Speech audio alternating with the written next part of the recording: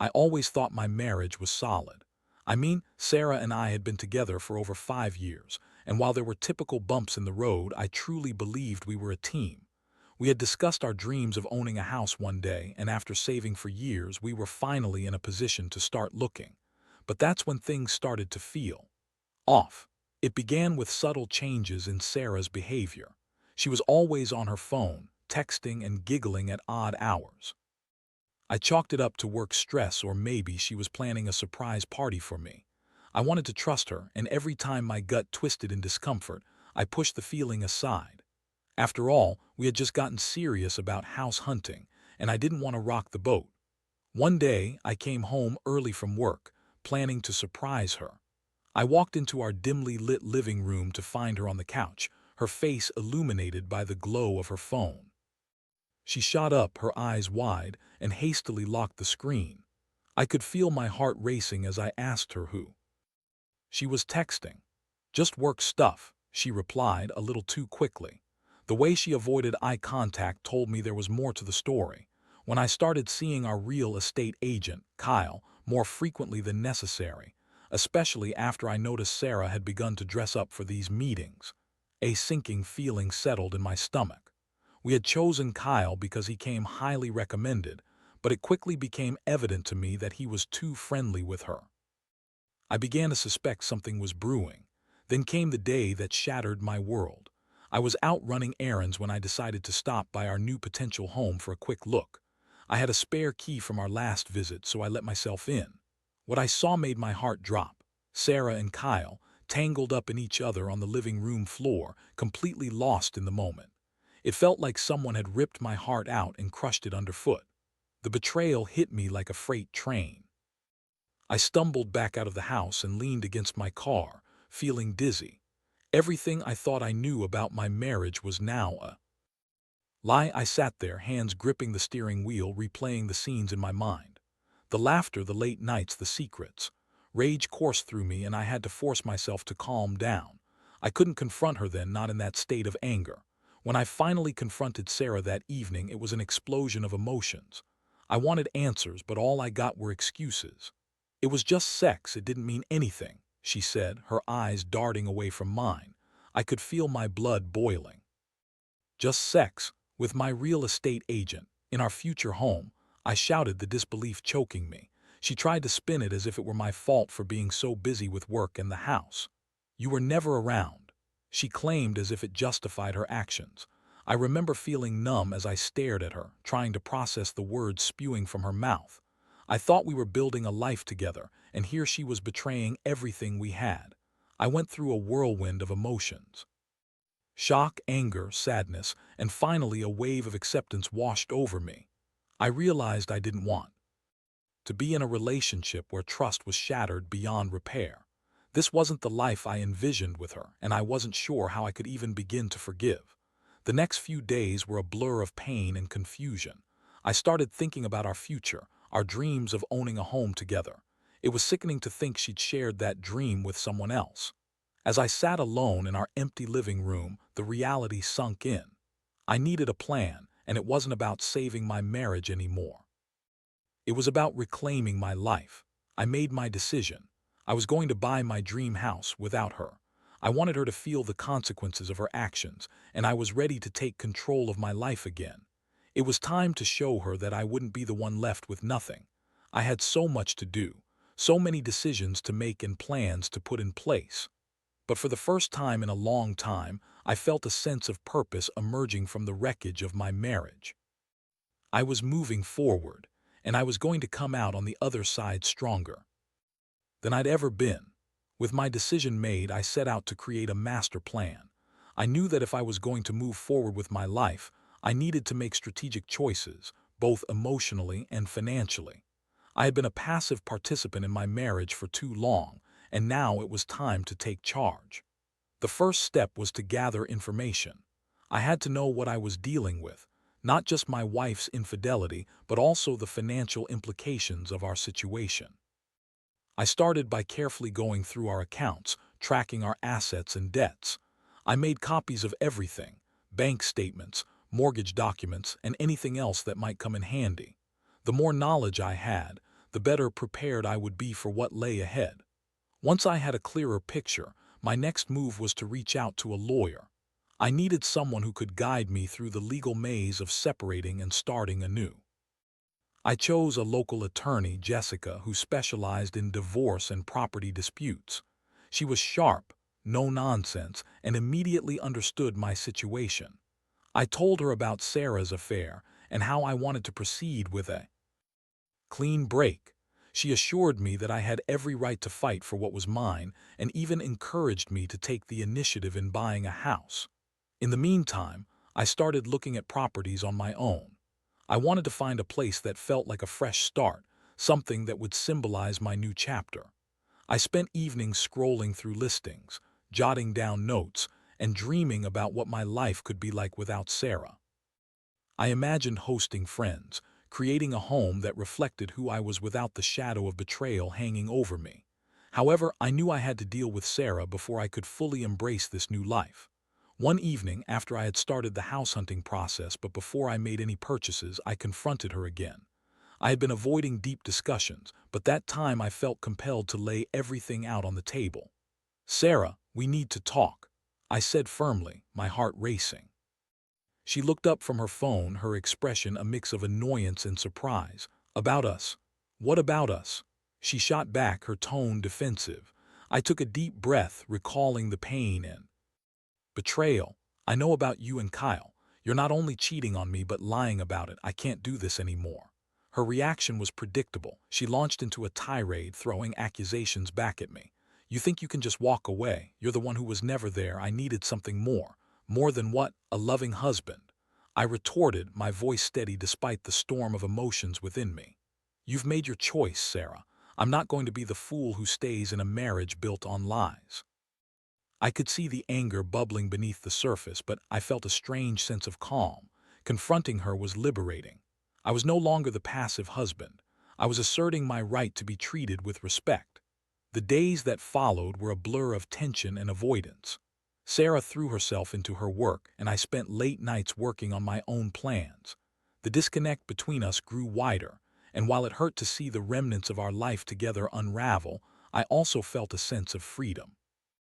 I continued my search for a new home, visiting several properties, each one igniting my imagination. I dreamed of hosting barbecues, decorating the space, and being surrounded by friends who truly supported me. I was no longer just looking for a building. I was searching for a place to reclaim my identity. Eventually, I found a house that felt right. It was a modest three-bedroom place with a yard, perfect for a fresh start. I could picture myself there, setting up my life anew, free from the weight of betrayal. But I knew I had to finalize my escape plan first. As I signed the paperwork for the new house, I felt a mix of exhilaration and nervousness. It was a significant investment, a symbol of my independence, and a bold statement against the life Sarah had tried to tear apart. I was ready to leave the past behind and embrace whatever the future held for me. But more importantly, I knew I needed to confront Sarah again, this time with the knowledge that I was moving forward with or without her. I wanted her to understand the reality of the situation. The next step would be hard, but I was determined to follow through. I could feel a shift in my mindset. I was no longer the victim of her betrayal, but a man who was taking control of his destiny. And as I prepared to face her one last time, I knew I was ready for whatever came next. Confronting Sarah again was a daunting task, but I knew it was necessary. I had to lay everything on the table, the truth about the house, my feelings, and the finality of our situation. I wanted her to understand the gravity of what she'd done, and that I was no longer willing to be part of her deception. I waited for a quiet evening when I knew she would be home. There was an apprehensive energy in the air as I paced around the living room, rehearsing what I would say. When she finally walked through the door, a wave of tension washed over me. She threw her bag on the couch and glanced at me, her expression a mixture of curiosity and wariness. "Hey, what's up?" she asked, trying to sound casual, but I could sense the underlying tension. I took a deep breath. "We need to talk, Sarah. I've made some decisions, and I want you to hear them straight." From me, she gave me a skeptical look, crossing her arms defensively. "Decisions about what?" "About us, our marriage, everything. I paused, gathering my thoughts. I'm buying a house. Her eyes widened. What do you mean, buying a house? You can't just— I can, I already have. I signed the papers this afternoon. I interrupted, my voice firm. I'll be moving in shortly. I just wanted you to know that I won't be waiting around for you to decide who you want to be with. A flicker of anxiety crossed her face, but she quickly masked it with indifference. You think that's going to change anything? You're just running away to avoid facing what we have. No, Sarah, I'm running towards something better. I'm reclaiming my life from the mess you've made of it. She scoffed. This is about what? You think you can buy a house and erase me from your life? You're just avoiding the issue. Your affair is the issue. Your lies are the issue. I deserve better than this. I deserve to feel secure in my own home, not like a fool who's been played. Her frustration was palpable. You're being dramatic. It was just sex. I told you it didn't mean anything. Why can't you just move on? Because it was more than just sex, Sarah, I shot back. It was a betrayal of everything we built together. You didn't just sleep with Kyle, you shattered the trust we had. And I'm done pretending that it doesn't matter. The silence that followed was heavy, and I could see the realization settling in on her face. I felt a mixture of sadness and empowerment wash over me. I wasn't screaming, I wasn't crying. I was simply stating facts that couldn't be ignored anymore. It's over, Sarah, I said, my voice steady. I'm not interested in salvaging something that you've already destroyed. I won't be part of a relationship where I can't trust my partner. I deserve to find happiness again, and I won't do that if I'm stuck in a house filled with memories of your betrayal. She looked at me, her expression shifting from anger to fear. You really mean it, don't you? Yes, I do. I'm ready to move on, I confirmed. I want you to know that I'm not angry, I'm not bitter. I'm just taking the steps I need to take for my own well-being. The reality of what I was saying hung in the air. I could see the emotions swirling in her eyes: hurt, regret, disbelief. But I also saw something else, a flicker of understanding. Where does that leave us? She asked finally, her voice quiet.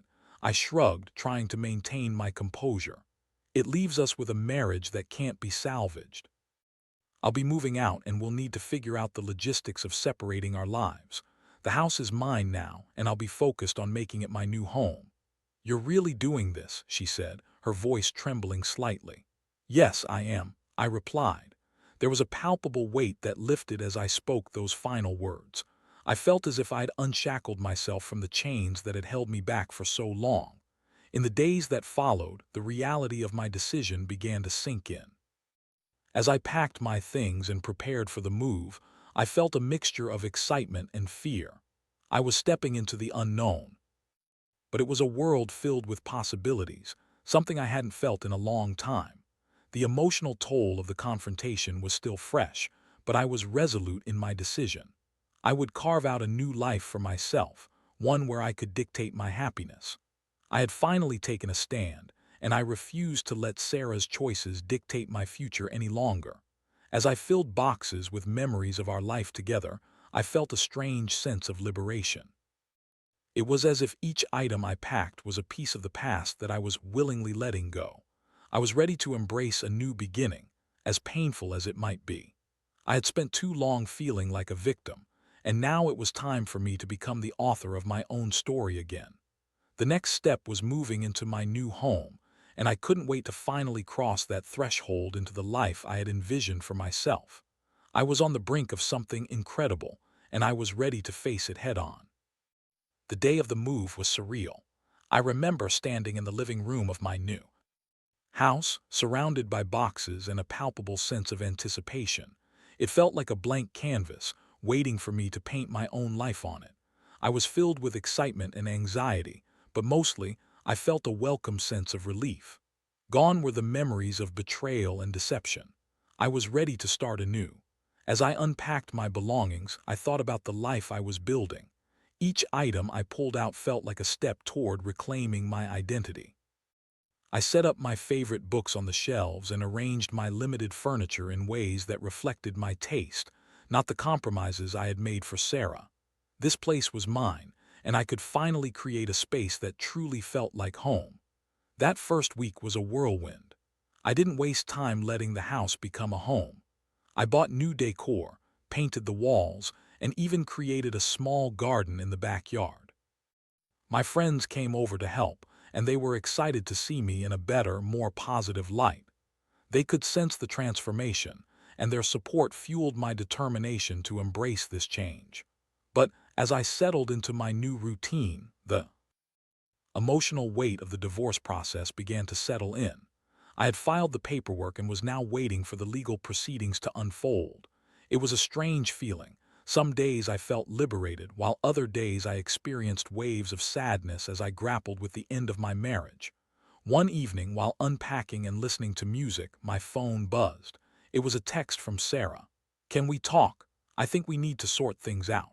My heart raced as I read the message. Part of me was tempted to ignore it, but I also knew I needed to address this once and for all. I agreed to meet her at a coffee shop the next morning. As I walked in, I felt a mix of dread and curiosity. I wasn't sure what she wanted to say, but I had already made up my mind about our future. When she arrived, she looked different, hollow and tired, as if the weight of our separation had finally pressed down on her. "Hey," she said softly, sliding into the booth across from me. "Hey." I responded, keeping my tone neutral. "I wanted to apologize," she began, her voice wavering slightly.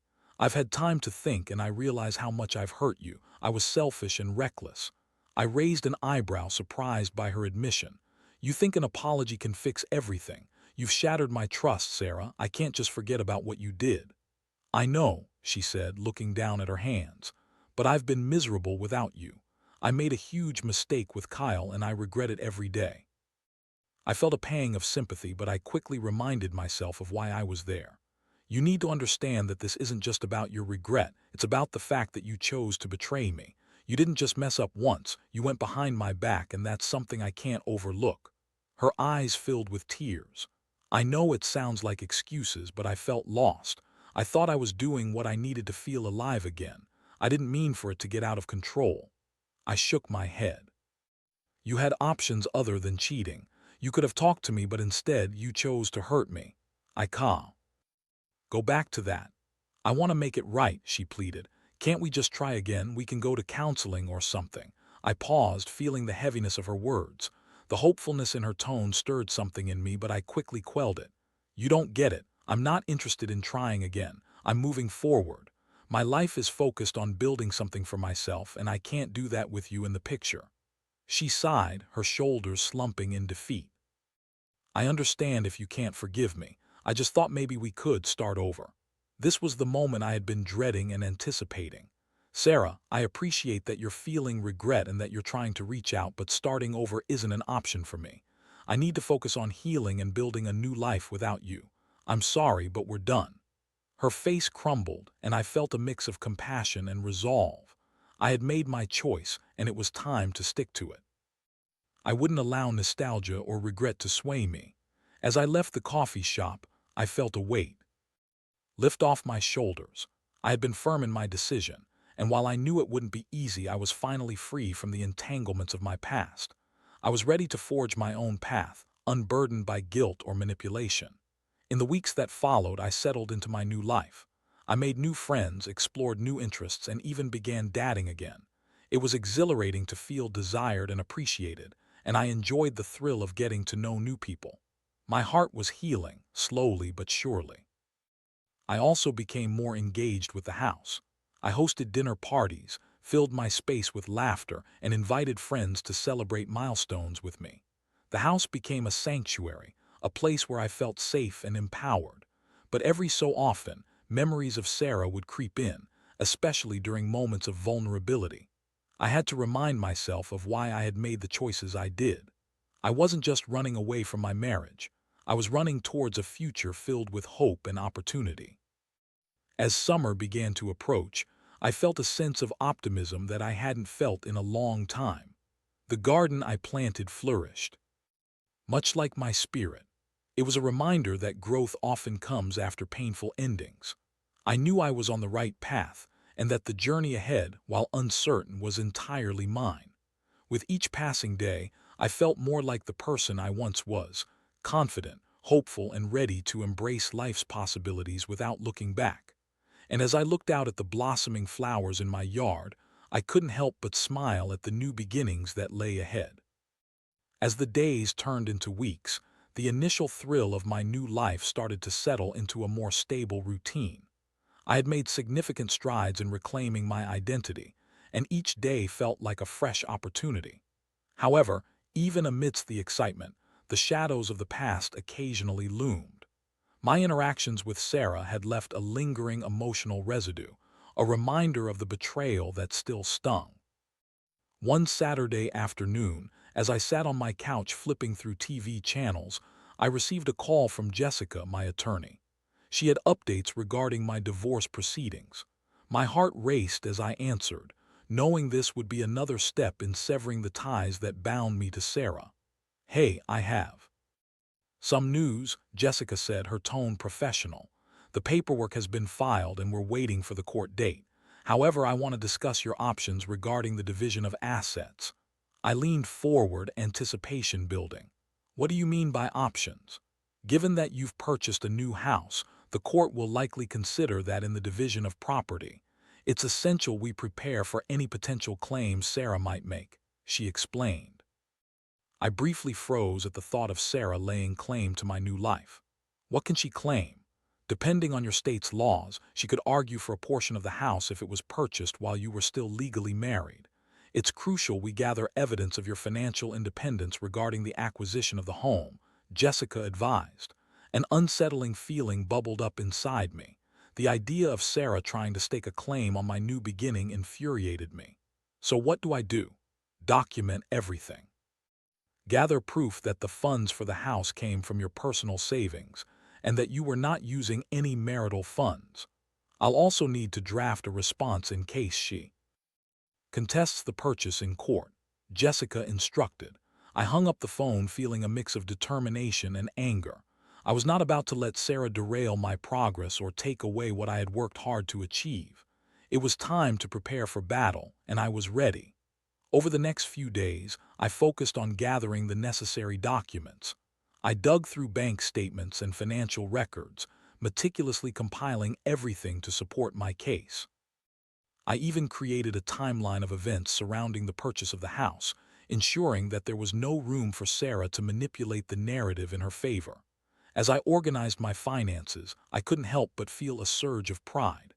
I was taking control of my life in all aspects, and I wanted to ensure that I wouldn't be a victim of my past mistakes again. Then came the day I had been dreading, our court date. I arrived early, wearing a suit that felt foreign but empowering. I wanted to present myself with confidence, despite the anxiety swirling in my stomach. As I entered the courtroom, I spotted Sarah seated at the plaintiff's table, looking nervous. My heart raced as I took my seat at the defendant's table. I caught her eye momentarily, and the tension was palpable. We had spent years building a life together, and now we were reduced to this, a legal battle over our broken marriage. The proceedings began, and my attorney presented our case with clarity and professionalism. I listened intently as she laid out the facts and evidence supporting my ownership of the house. When it was time for Sarah to present her side, I braced myself. She approached the stand, and I could see the emotional facade she had put up beginning to crack. "I loved that house too," she started, her voice shaky. "We had plans for it. It was supposed to be our future. Did you think about that future when you were in bed with my real estate agent?" I whispered to myself, trying to keep my anger in check. As she continued, she shifted the narrative, trying to paint herself as the victim of my unavailability during our marriage. I could see some in the courtroom nodding in sympathy, but I knew I had the facts on my side. When it was my turn to testify, I took a deep breath and stood up. I recounted the timeline of our relationship, emphasizing the moments where I felt locked out of her life. I explained how I had worked tirelessly to create a stable foundation for us, only to be met with betrayal. Looking directly at Sarah, I said, "I never wanted this divorce. I wanted a partnership based on trust and respect. But when that was shattered, I realized I had to take control of my life. This house symbolizes that control and my desire to move forward." The judge listened intently as I provided the evidence, and I felt a sense of empowerment wash over me. I was no longer the passive husband. I was an active participant in my future. After what felt like hours, the judge made her ruling. Based on the evidence presented and considering the circumstances of the marriage, the court finds in favor of the defendant regarding the property in question. The house is deemed separate property. A wave of relief flooded through me. I could hardly believe it. The months of stress and anxiety culminated in a victory I desperately needed. As the court adjourned, I felt a mix of elation and exhaustion. Outside the courthouse, I took a moment to breathe deeply. I had fought for my independence and I had won. I was finally free from the specter of my past, ready to embrace the future I had envisioned. As I drove back to my new home, I found myself smiling. This was my life now. I was no longer tethered to a marriage that had crumbled under betrayal. I was reclaiming my happiness, one step at a time. That evening, I celebrated with friends. We laughed, reminisced, and filled my home with positive energy. I let go of the burdens that had weighed me down for far too long. I was ready to embrace the next chapter of my life, a chapter filled with new dreams, adventures, and the promise of brighter days ahead. With each toast and every shared story, I felt myself healing a little more. I had emerged from the storm and I was ready to flourish. The journey ahead was uncertain, but for the first time in a long while, I felt hopeful. I knew that whatever lay ahead, I was prepared to face it head-on, stronger than ever. The weeks following the court ruling were transformative. I had finally shed the weight of uncertainty that had burdened me for so long. The house was no longer just a structure. It had become a sanctuary of empowerment and growth. As the summer sun warmed the days, I found myself taking joy in the little things. I painted the walls with vibrant colors, planted flowers in the garden, and transformed the empty rooms into spaces that reflected my personality. I even hosted a small housewarming party, inviting a mix of old friends and new acquaintances. It was a celebration of my new life, and it felt liberating to fill my home with laughter and joy instead of the shadows of my past. During that party, I met Jenna. She was a friend of a friend, and we connected immediately. We spent hours talking, sharing stories, and discovering mutual interests. There was an ease about her that drew me in, and I felt a spark that had been absent in my life for far too long. For the first time since Sarah, I felt the thrill of attraction and the excitement of possibility. As summer transitioned into fall, Jenna and I began dating. I was cautious at first, still wary of the pain I had endured, but she was patient and understanding. We shared adventures, explored new places, and enjoyed each other's company without the pressure of expectations. With her, I felt a sense of normalcy returning to my life. One evening, as we walked through a park filled with autumn leaves, Jenna looked at me and asked, "What do you want out of life now?" I paused, considering the question. "I want happiness," I replied honestly. "And I want to build relationships based on trust and respect. I've learned that life is too short to settle for anything less."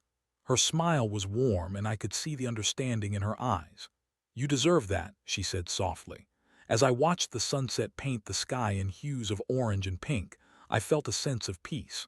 I had come a long way from the man who had been blindsided by betrayal. I had built a life for myself, one that promised hope and new beginnings. But despite the joy I had found, memories of the past occasionally surfaced. There were nights when I'd wake up, heart racing, haunted by dreams of Sarah and the life we once shared. I'd remind myself of the reasons I had fought so hard to break free, and I'd find solace in the reality of my new life. Then came the day when I received a text from Sarah. "Can we talk?" The request rattled me. I hadn't heard from her in months, and I had hoped we were done with the drama. My heart raced as I read the message. I contemplated ignoring her, but ultimately decided I should face her one last time, if only for closure. We agreed to meet at the same coffee shop where we had last spoken. As I entered, my heart was heavy with anticipation. Would she bring more excuses, another plea for reconciliation, or had she finally accepted our reality? When she arrived, there was a palpable tension in the air. She looked different, older perhaps, or maybe just more worn down. I could see the remnants of the woman I once loved, but there was also an air of defeat about her. "Thanks for meeting me," she said, her voice low. "I know this isn't easy for either of us." I nodded, keeping my emotions in check. "What did you want to discuss?" "I've been doing a lot of thinking," she began, her eyes darting around the cafe. I wanted to apologize again for everything. The affair, how I treated you. I didn't realize how much I would miss you until you were gone. I appreciate the apology, Sarah, I said, my voice steady. But I've moved on. I've built a new life for myself, and I'm happy now. She nodded, tears brimming in her eyes. I see that. I really do. I've been trying to figure out who I am without you. It's been hard, but I understand why we had to end things. It was a bittersweet moment. I felt compassion for her pain, but I also felt a sense of relief. I hope you find peace, I replied sincerely. You deserve it, but I can't be part of your journey anymore. A tear rolled down her cheek as she nodded. I get that. I know I can't change the past, and I don't expect forgiveness. I just wanted you to know that I'm truly sorry. I hope you find happiness, and I hope you continue to build that life you want. Thank you, I said, feeling a weight lift off my shoulders. It's time for both of us to move forward. We parted ways with a sense of understanding that hadn't been there before. It felt like closure, a final chapter in a story that had been filled with pain and heartache. As I walked out of the coffee shop, I felt lighter. I was ready to embrace the future without the shadow of my past weighing me down. In the months that followed, I continued to thrive in my new life.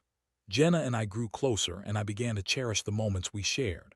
I had learned valuable lessons through my experiences, and I was determined not to repeat the mistakes of the past. I realized that life is a series of chapters, and although some may be painful, they all contribute to the story we create.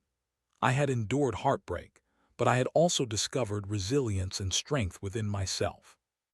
I was writing my narrative now, one filled with hope, love, and endless possibilities. As I looked ahead, I knew I had the power to shape my future. I had taken the hardest steps towards healing, and now I was ready to live life on my terms. I was finally free, and for the first time in a long while, I felt like I was exactly where I was meant to be.